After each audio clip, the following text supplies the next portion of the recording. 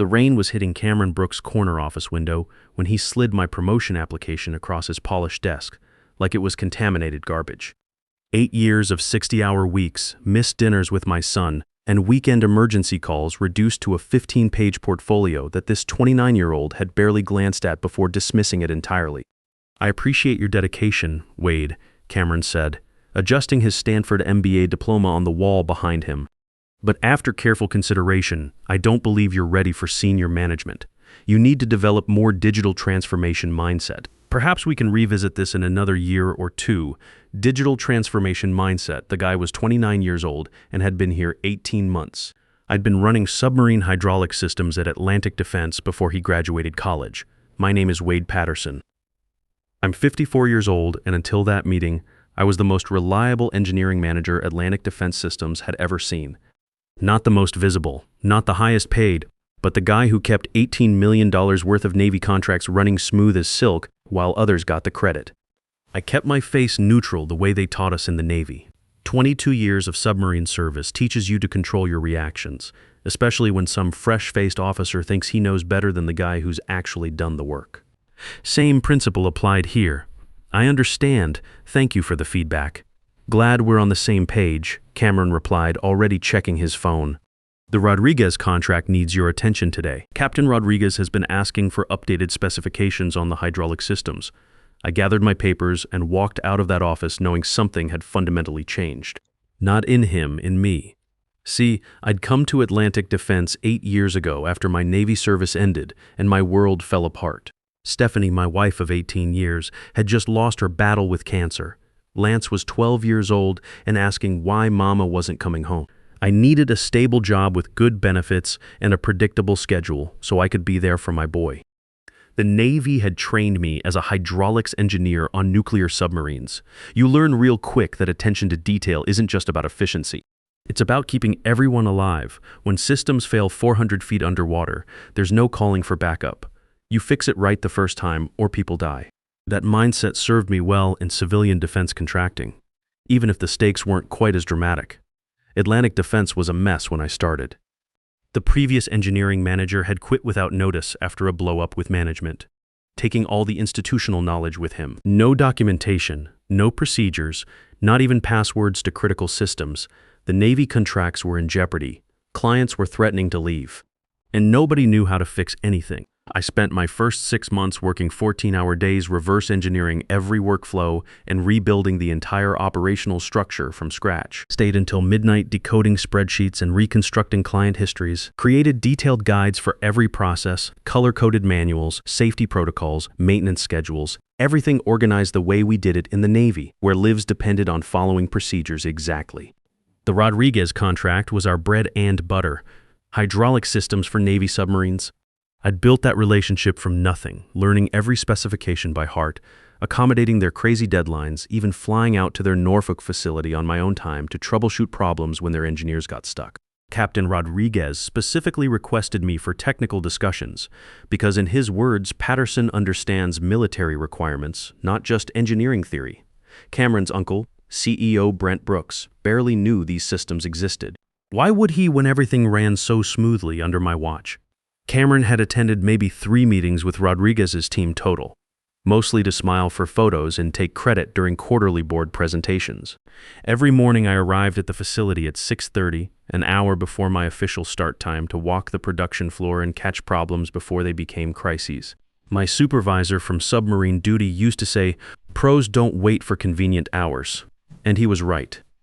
A bearing starting to wear, a hydraulic line showing stress fractures, temperature reading slightly off normal. Catch these early and you prevent shutdowns. Miss them and you're explaining to angry Navy captains why their equipment isn't ready. Every evening I sent detailed reports to Cameron about production status, quality metrics, potential issues on the horizon. In between, I put out fires that could have shut down entire production lines. The other guys on the floor knew they could bring me anything. Shane Williams, our senior technician, used to joke that I had the only desk where actual problems got solved instead of just talked about. Lance was getting older, asking more questions about college, about money, about why Dad was never home for dinner anymore. At 20, he was looking at mechanical engineering programs. probably influenced by watching me work on technical drawings at the kitchen table when I thought he was asleep. The boy was smart, Dean's List student, varsity baseball captain, the kind of kid who made you proud just by being himself. But college was expensive, and my current salary of $85,000 as engineering manager wasn't going to cut it. The promotion to senior management would have meant a $35,000 bump, plus better benefits, enough to handle Lance's tuition without him needing student loans. That promotion was supposed to be my future, our future. The morning after Cameron's rejection, I sat in my truck in the Atlantic Defense parking lot, staring at the building where I'd given 8 years of my life. The rain had stopped, but gray clouds still hung overhead like a warning. I made a decision that would change everything. I was done being invisible. I showed up the next morning at exactly 8 a.m., not 6:30, not 7:45, exactly 8. For the first time in 8 years, I walked straight to my desk without doing the floor inspection.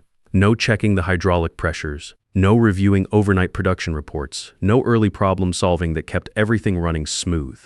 I answered emails directly addressed to me and ignored the rest.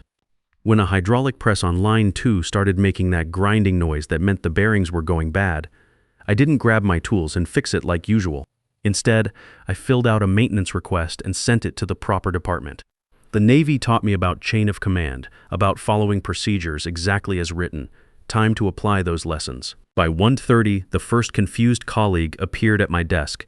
"Hey Wade, the line 2 press is acting up again," said Shane Williams. Shane had worked at Atlantic Defense for 15 years, started as a junior tech and worked his way up to senior technician. Good man, reliable, the kind of guy who'd cover for you when family emergencies came up. "You going to take a look?" "Already submitted a work order to maintenance," I replied, not looking up from my computer screen, where I was updating safety compliance documents.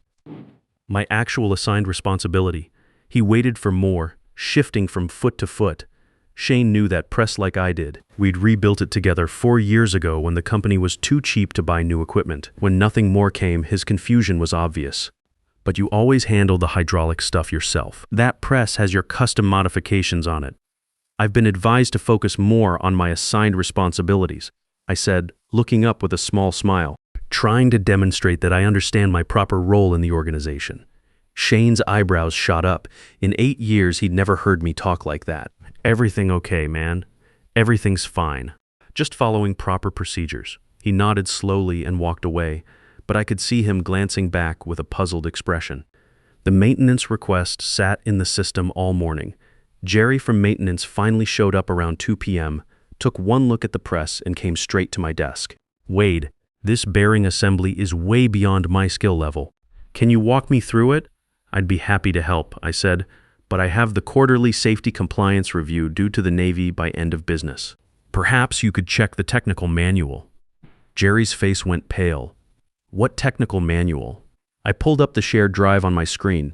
Under equipment documentation, hydraulic systems, subsection press maintenance. "It's the 52-page guide I wrote after we rebuilt that unit." He stared at my screen like I was showing him hieroglyphics. Jerry was a good electrician, but hydraulic systems weren't his strong suit. "Can't you just show me real quick? It'll take 5 minutes. I understand the urgency, but I really can't miss the Navy deadline." The manual has step-by-step photos and troubleshooting guides. Everything you need is documented. The press stayed broken all afternoon. By 5 p.m., I packed up my things and left. No overtime, no staying late to fix tomorrow's problems today. On my drive home, I called my sister Michelle to cancel the spring break trip we'd planned for Lance. "Something wrong?" she asked. "You've been looking forward to that cabin rental for months. Just might need the vacation time for something else," I said. "Work situation's changing." That evening, Lance was at the kitchen table working on his engineering assignments. When I walked in at 5:45 earliest, I'd been home on a weekday in years. "Dad?" He looked up from his laptop, genuine surprise on his face. "Everything okay at work?" I paused, considering how to explain corporate politics to a 20-year-old who was already stressed about college expenses and career pressure. "Just decided my time was more valuable than I'd been treating it, son." Lance grinned. The first real smile I'd seen from him in weeks. Between baseball practice, junior year pressure, and watching his old man work himself to death, the kid had been carrying too much weight. "Does this mean you might actually make it to my game Friday?" "Wouldn't miss it," I promised. What position you playing this week? Coach moved me to third base. Says my reflexes are getting better. We talked baseball for 20 minutes, longest conversation we'd had in months. When my work phone started buzzing around 7 p.m., I turned it off and kept listening to Lance describe his team's chances for the conference championship. Mom would have been proud, Lance said quietly, gathering up his homework. You being here. I mean, Stephanie always said the best gift you could give your kids was your attention. Took me 8 years to remember that lesson. The phone buzzed 23 times before I silenced it completely. By morning, the cracks were showing at Atlantic Defense. I arrived at precisely 8 a.m. again and found the facility in subtle chaos.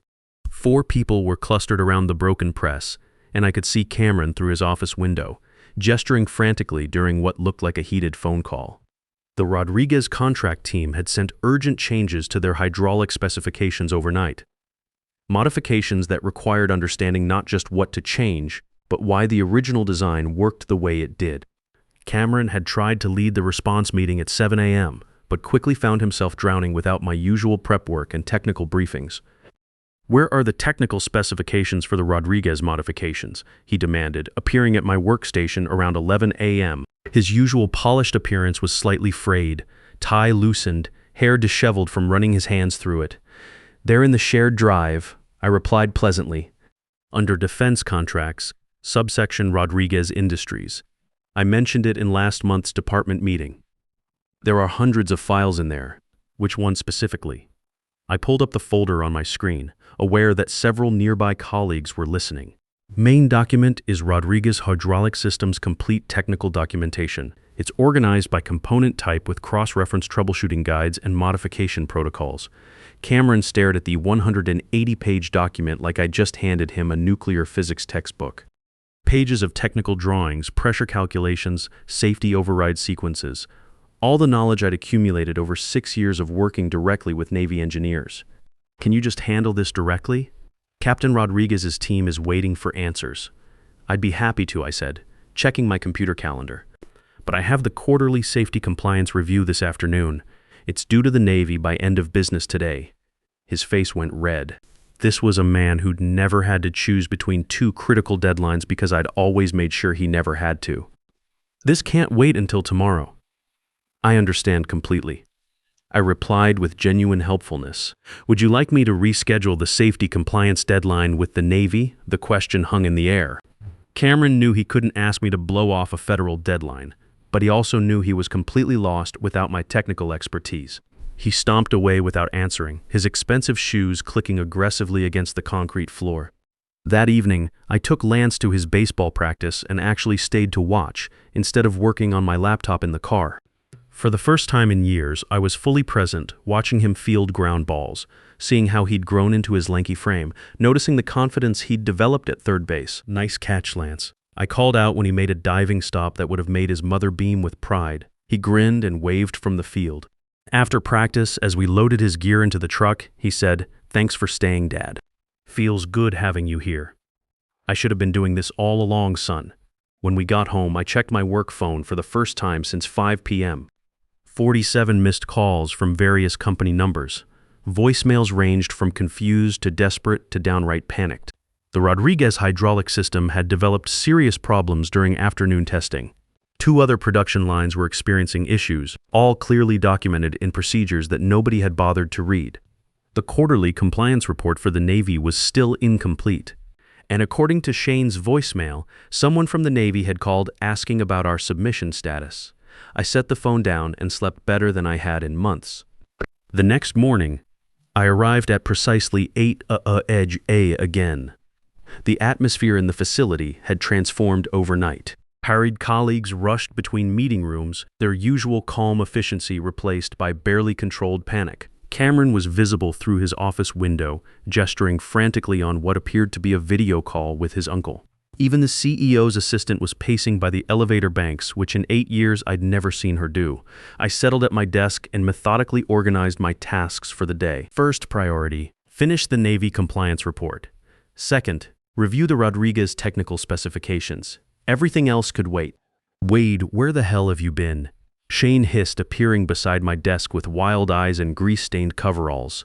"Everything's falling apart. Cameron's been trying to reach you since yesterday afternoon." I left at 5 KOA. I replied calmly, pulling up the compliance database.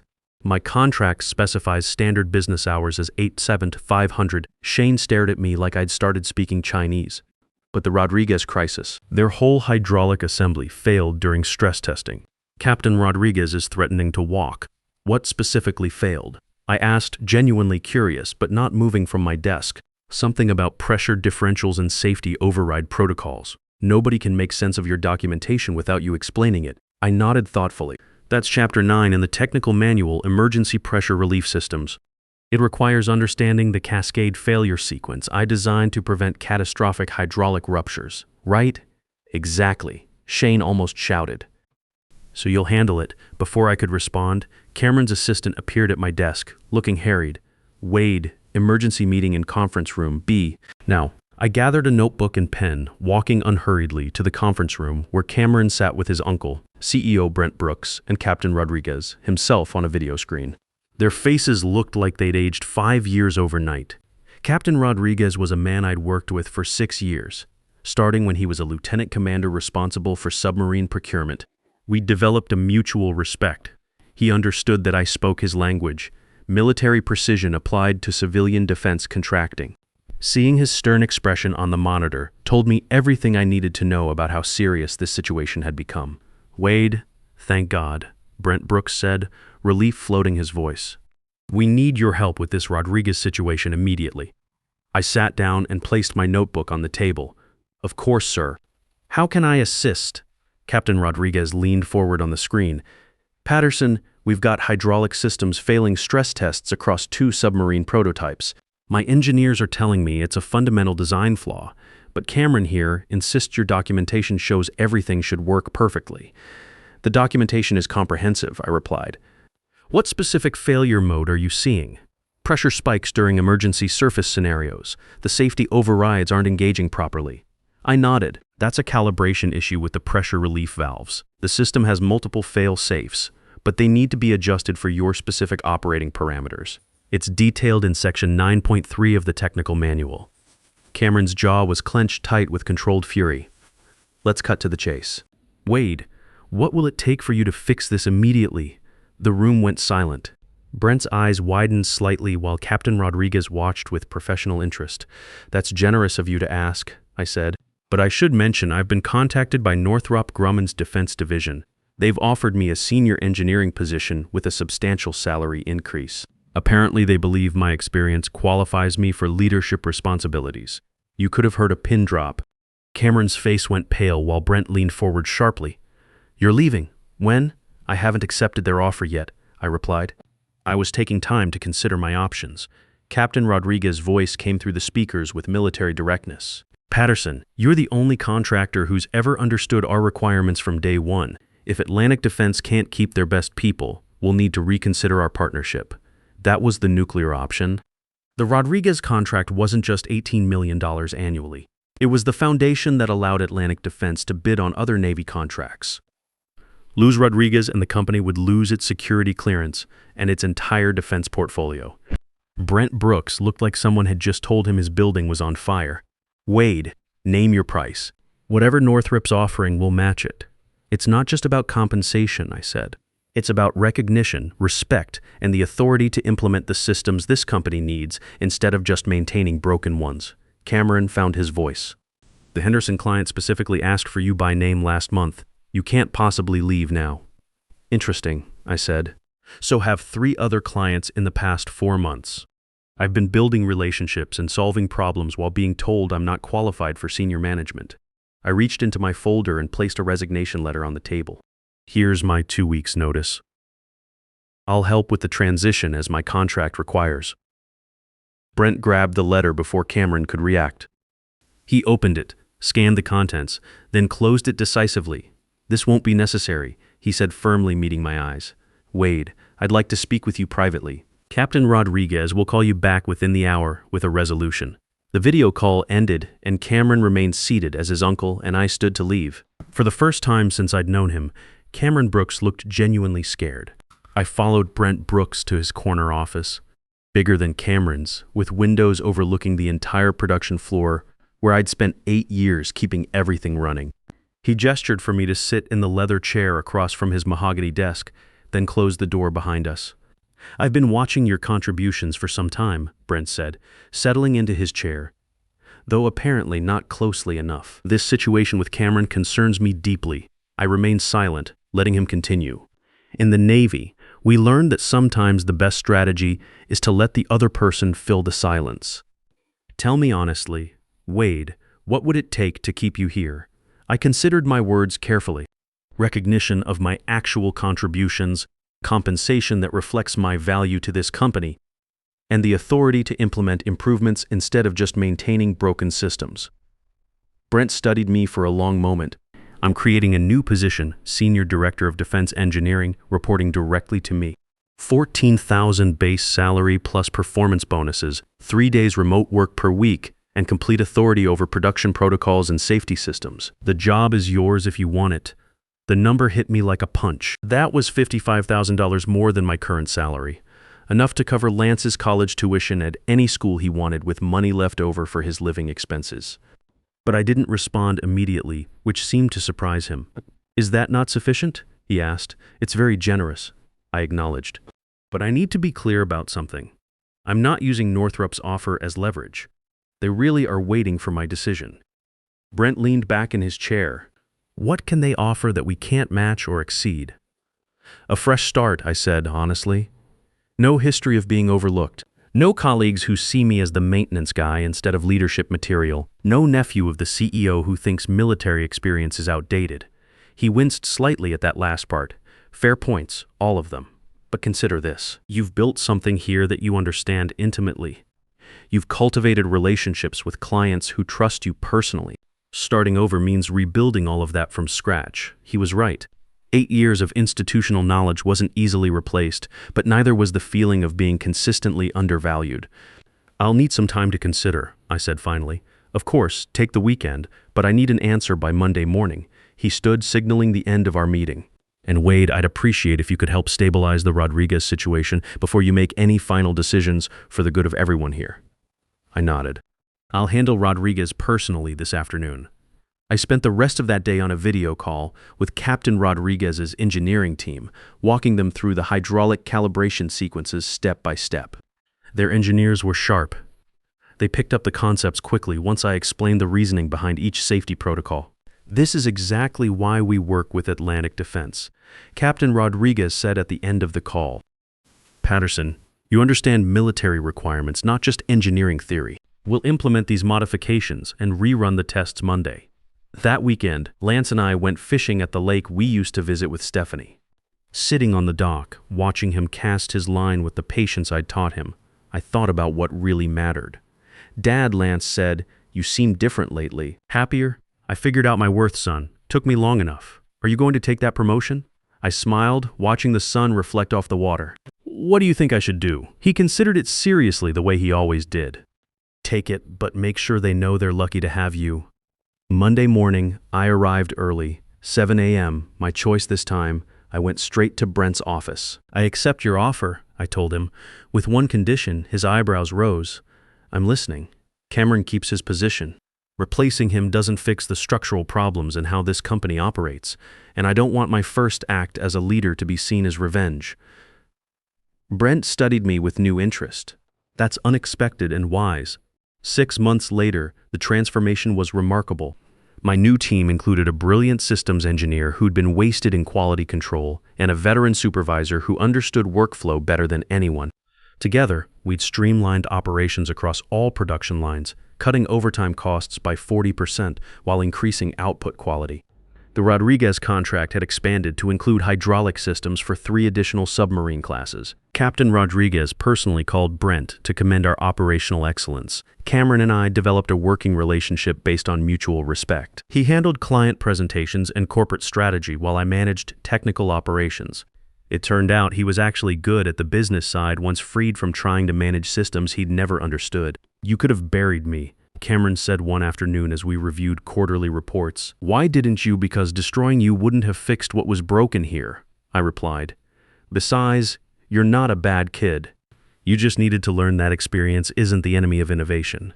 9 months later, I walked out of Atlantic Defense at exactly 5 p.m. on a Friday. My new routine. Lance was waiting when I got home. College acceptance letters spread across the kitchen table. "How'd it go, Dad?" he asked, looking up from his scholarship applications. "Good," I replied, setting down my laptop case. "The mentorship program launches next month. 15 experienced engineers will get clear paths to senior roles." Lance smiled. "Like you should have had. Exactly like that." He held up a letter with the Navy ROTC letterhead. "I got the scholarship, Dad. Full ride to Virginia Tech for mechanical engineering." I felt my chest tighten with pride. "Your mother would have been so proud." "She'd be proud of you too," Lance said quietly. "You didn't just fight for yourself. You changed things so other people won't go through what you did." That night, as I watched Lance work on his senior project at the kitchen table, I realized something important. The promotion, the money, the respect. Those were all nice. But the real victory was different. I'd stopped being invisible, not through anger or destruction, but by finally understanding that my worth wasn't determined by other people's recognition of it. It was determined by the work itself, the relationships I'd built, the problems I'd solved, and the knowledge I could pass on. And once I knew that, really knew it, everything else fell into place. Sometimes the most powerful response to being underestimated isn't proving people wrong. It's creating a world where talent and experience can't be ignored anymore. The greatest revenge against those who dismiss your worth is not destruction, but building something so valuable they realize what they almost lost. Sometimes the most powerful response to being underestimated isn't proving people wrong. It's creating a world where talent and experience can't be ignored anymore. The greatest revenge against those who dismiss your worth is not destruction, but building something so valuable they realize what they almost lost.